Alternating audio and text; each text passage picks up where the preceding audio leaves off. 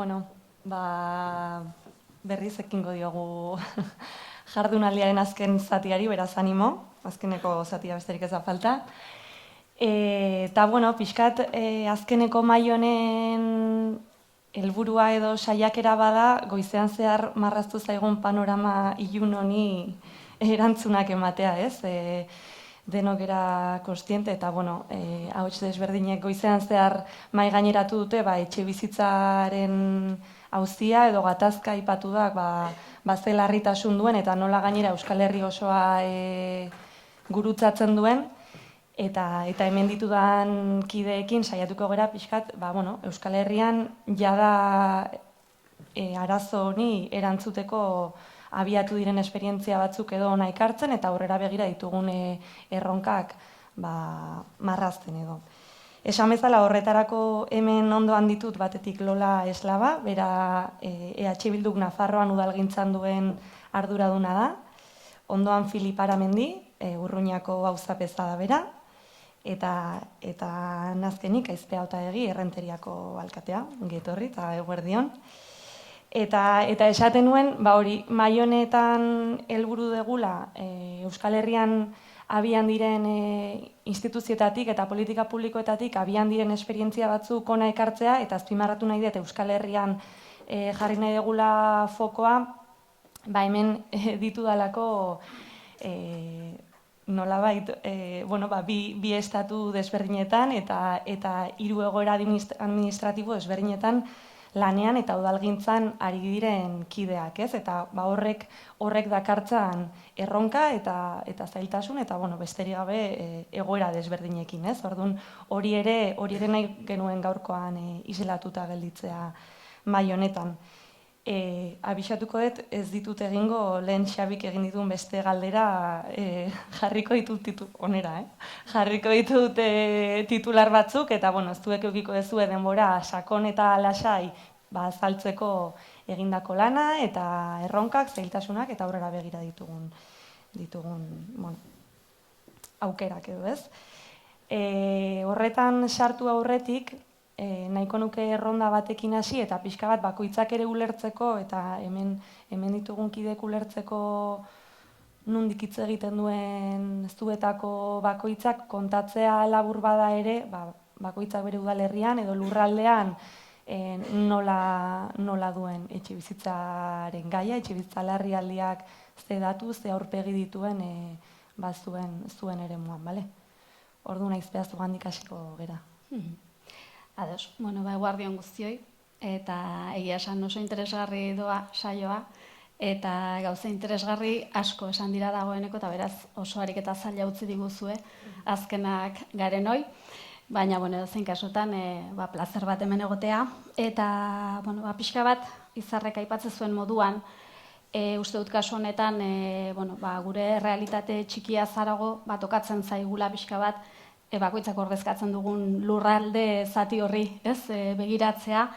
Eta zentzu horretan, pixkat begiradan ere udalerritik, eaera nolabait, igaroz edo, pasaz edo, aipatzea pixka bat, azken hilabete luzeetan asko hitz egin dugula eremu tentsionatuez, larrialdi habitazionalari edo etxe bizitza larrialdiarekin lotuta tentsionamenduari buruz asko hitz egin dugula eta aipatzea EAE mailan eremu tentsionatu izendatzeko markatu diren Espainiako legeak markatu dituen parametroen arabera egia esan ikaragarria dela horrek zenbat biztanle eta gure lurraldearen ze eremu zabala hartzen duen, ez, eta nik uste dut datu batzuk ematea esanguratsua izan daitekeela.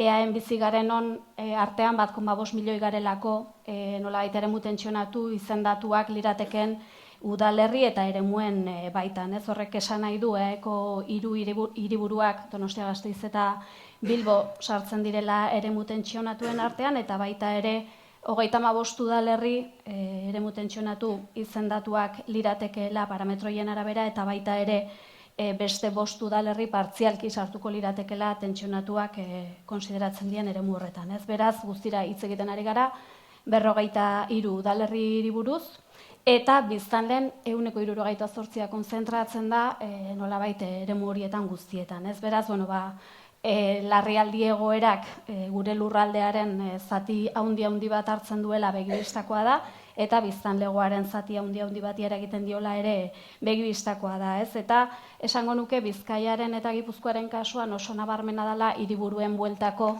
tentsionamendua, eta Gipuzkoari erreparatzen baldin badiogu adibidez, Gipuzkoan 20 udalerri dira nolabait tentsionatu izendatzeko parametro horietan kabituko liratekenak, eta azkenean Gipuzkoako 20 udalerri horietatik 9 dira Donostiaren bueltan, nolabait esango genuke Andoaindik Iruna lurraldeak okupatzen duen eremu horretan kokatzen garen udalerriak, ez? Eta hor sartzen gara noski, gure Errenteria bezalako udalerri bat eremu horretan sartzen da, ez? Eta uste dut dagoeneko denok ikasi dugula, baina tentsionatua izateak esan nahiko luke azken urteetan alokairuaren prezioak esan dezagun neurrigabe egin duela gora, alegia inolako beste parametro baten araberako igoerarik ez dela izan, ez KPI, ez soldata, ez bestelako parametroen arabera, baizik eta merkatuaren arauen arabera, alegia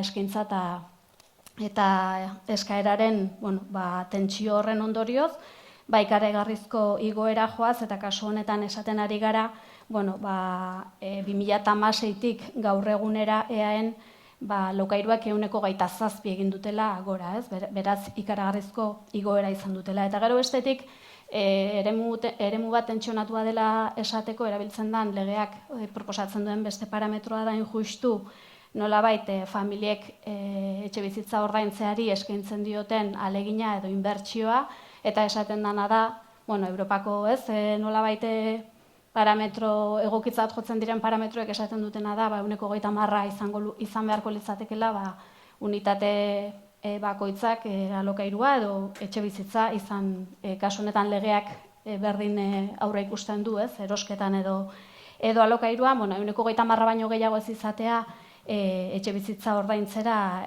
bideratzen dana, ez? Eta injustu, tentsionatu izendatzeko, bi parametro horietako bat gutxienez beteta eskatzen du legeak, ez? Esan bezala, hori da gure udalerrietako egoera, neurri gabe hazi direla alokairu prezioak, eta bestetik nolait familiek edo unitate konbibentzialek etxe bizitza ordaintzeko egin beharreko alegina handia dela, 30%tik gorakoa dela, baino gainera, 30% hori neurtzen dugunean esan bezala, bai erosketa eta bai alokairuari gara neurtzen edo baloratzen nolabait, konputatzen eta alokairuaren esparruari erreparatzen badiogu gauzak desente gordintzen dira, ez? Eta zentzu horretan uste dut esanguratsua dela, adibidez Etxebiden izena emandako herritarren kopuruari begiratzen baldin badiogu, eta ez bakarrik kopuruari, baizik eta herritarroien egoerari, ez? Azken urte eta erdian 46% egin du gora Etxebiden izena emandako herritarren kopuruak. Nik uste dut udalerri guztietan hasi dela ikaragarri azken urteetan alokairura bideratutako etxe bizitza, naiz gure errealitatean txikiak diren, ez?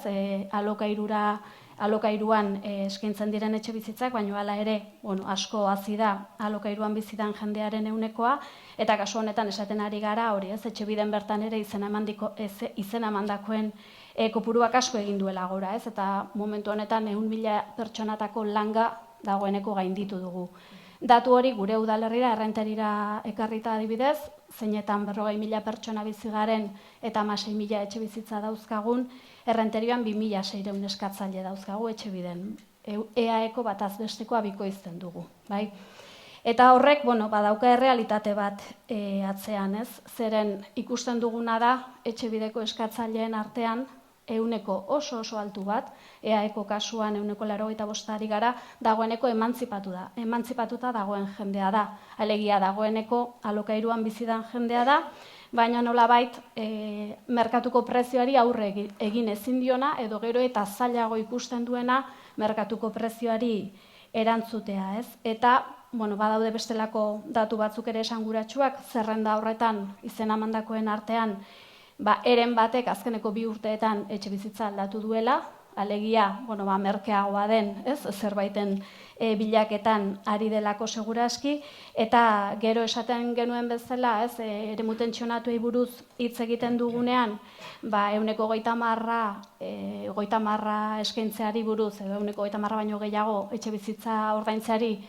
eskaintze hori baino gehiago eskaintzeari buruz ari gara, ez, zenbat jendek edo bataz beste ze uneko eskaintzan diogun etxebizitza ordaintzeari, baina esan bezala alokairuan bizi dan jendeari erreparatzen badiogu, eta hori da ere etxebideko zerrendan izena emanda dauden datuak esaten diguna, alokairuan bizi direnek askoz ere gehiago eskaintzen diote etxebizitza ordaintzeari, EAeko bataz bestekoa 155 da, baina kasu batzuetan 150 ere iritsi daiteke, ez. Eta gero, hitz egin da ere lehen prestazioen gaiaz, eta kasu honetan etxebiden izena emanda dauden horien artean, 150 prestazioak jasotzen ditu edo laguntzak jasotzen ditu, ez. Orduan, hori da daukagun panorama, eta pixka bat, zergatik iritsi garen onaino edo nola iritsi garen onaino, ez.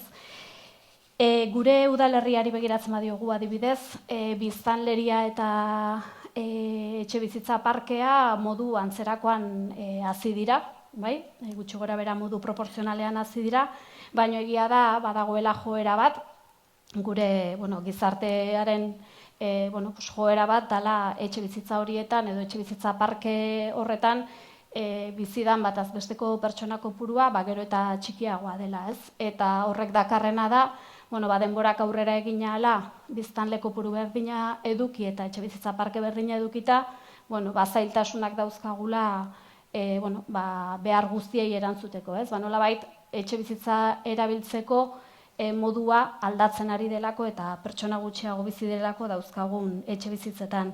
Baina bestetik ere, badago etxebizitzaren oinarrizko funtzio sozialari nolabait iskin egitea edo bestelako erabilera batzuk lehenestea ere, eta lehen aipatu dut eremu tentsionatu gisa izendatzeko baldintzak betetzen ditugun udalerrion artean nola asko diren, erdiak diren Gipuzkoan adibidez, Donostia inguruan biltzen garenak, ez? Eta nik uste dut hor, denok jakitun garela Donostiak azken urteetan hartu dituen erabakiak, nolabait eragin dutela Donostia inguruko udalerrietan eduki dutela inpaktu bat, ez? Lehen gentrifikazioa aipatu da, eta efektibamente gentrifikazio prozesu bat bizitzen ari gara, Donostiak inguruko udalerrietan sekulako presioa eragiten duena, ez? Eta, denok guztiok bizi dugu, udalerri guztiok bizi dugu, nolabait Donostian bizi ezin dutenez, gure inguruko udalerrietara datozenen eskaera barkatu.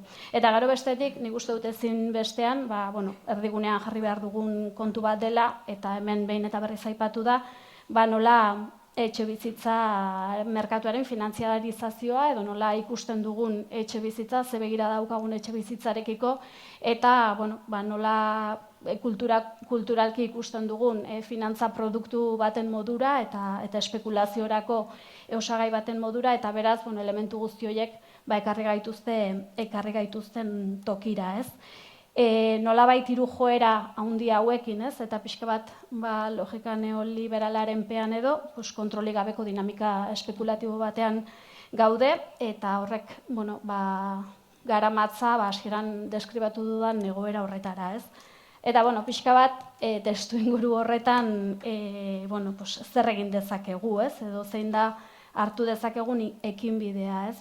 Egia da, hemen, dexenteko panorama zaila, ez, edo gordina, joan zaigu azaltzan goizean zehar, eta egia da, udaloi tokatzen zaigula posibilistak izatea, ez, eta, dauden tresnak baliatuta, alik eta, politika eraginkorrenak nolabait eraikitzea. Eta zentzu horretan esango nuke, dauzkagun lege baliabideekin gauzak egitea badagoela, baina egia dela, determinazio politikoa ezinbesteko elementua dela, baita ere, udalerriz gaindiko erakundeen implikazioa ezinbestekoa zaigula, eta hemen bereziki uste dut Eusko Jaurlaritza interpelatu behar dugula argi eta garbi, eta bestalde, alde batetik interpelatu behar dugu badagokiolako, baina bestetik ere, naiz eta gu asko zamatzen gaituzten, udalok, udalon baliabideak mugatuak direlako, ez? Eta nik uste dut nabarmena dela ez dugula nolabait gure beharrei erantzuteko moduko parke publiko bat adibidez eraikitzeko gaitasunik, gauzak egin ditzakegun noski, baina gure gaitasuna finantzieroa eta baliabide aldetik mugatua da, baina bestetik ere baliabide humanoen ikuspegitik ere gure udaletan ez daude etxe bizitza politika ez dakiten teknikariek, ez dauzkagu espezifikoki etxe bizitza departamentuak, guk egia da ulertzen dugula etxe bizitza politika, ulertzen dugu alabeharrez politika transversal bezala, eta udaletan egiten da etxe bizitza politika ogasunetik, gazteriatik, hirigintzatik, departamentu askotatik, eta nik uste dut ere horrela izatea ona dela, baina ez dago politika guzti horiek lerrokatu eta koordinatuko dituen perfil teknikorik, ez? Eta egia da azken urteetan udal batzuetan hasi direla, ez? Era horretako perfilak sortzen, baina zentzu horretan mugatuta gaude eta bide bat egin beharko dugu, ez? Eta bestetik, udalok egin dezakegun hori ere askoz eraginkorrago balitzateke, eta hemen pixka bat berriro ere bueltatzen naiz, ez? Eusko Jaurlaritza interpelatzera, nolabait maila supramunicipalean hartzen ez diren neurriak edo erabakiak hartuko balira, ez? Eta pixka bat berriro bueltatzen naiz udalak zamatzearen kontu horretara, eta adibideak jartzearen esango nuke, adibidez Espainiako legearekin lotuta eta alokairuak erregulatzeko baliabidei lotuta, ez? Adibidez eremu tentsionatuaren izendapenarekin, lehen inurrietak ere aipamena egin dio, ez? Guk urte terdi daramagu nolabait eremu tentsionatu izendatuak izateko prozesu horretan murgilduta, ez?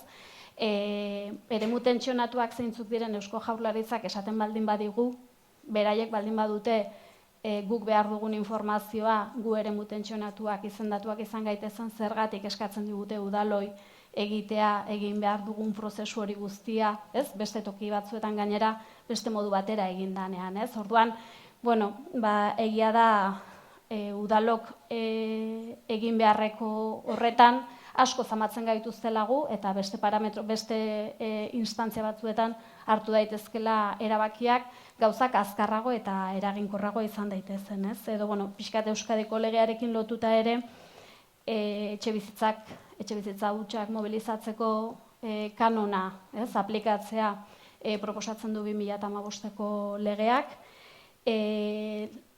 Dekretu kanona garatzeko dekretua 6 urte beranduago etorri da, ez? 2015koa da legea, 2021koa da dekretua, ez? Beraz, tresnak sortzea ikaragarri kostatzen da gero udalok tresna horiek behar ditugunean, baina gainera udalentzako ere kanonaren beraren aplikazio eta aktibazioak sekulako konplexutasuna dauka, ez? Bai etxe bizitzak utxik daudela egiaztatzeko, bai kanona bera ezartzeko, azken finean kanona aplikatu nahi zaion etxe bizitza bakoitzeko espediente bat zabaldu behar dugulako, eta adibidez errenteriaren kasuan gutxi gora bera 500 bat etxe bizitzari buruz hariko ginateke, horrek suposa dezakeen guztiarekin, eta hor, udalderri gehienok ez da kasualidadea, ibiaren errekargoaren alde egin izana, ez? Filosofikoki, izan daiteke antzeko baliabide bat, alegia, utxik dauden etxe bizitza jabeak zigortzea, baina, askoz ere sinpleagoa dena, ez? Eta nik uste dut hor, azken urteetan egin dugula bide bat gure udalerrietan, eta nik uste dute azkeneko urtean ere 150ko ibiaren errekargoak jorratu izana, badala nolabait borondate baten adierazgarri, ez? Baina aldi berean, bide guztiek ez dute konplexutasun edo zailtasun maila bera, eta nik uste dut hemen agerian geratzen dela udaloi ere gutxi errazten zaizkigula gauzak gero politika eraginkorrak egin ahal izateko, ez? Orduan, igual momentuz...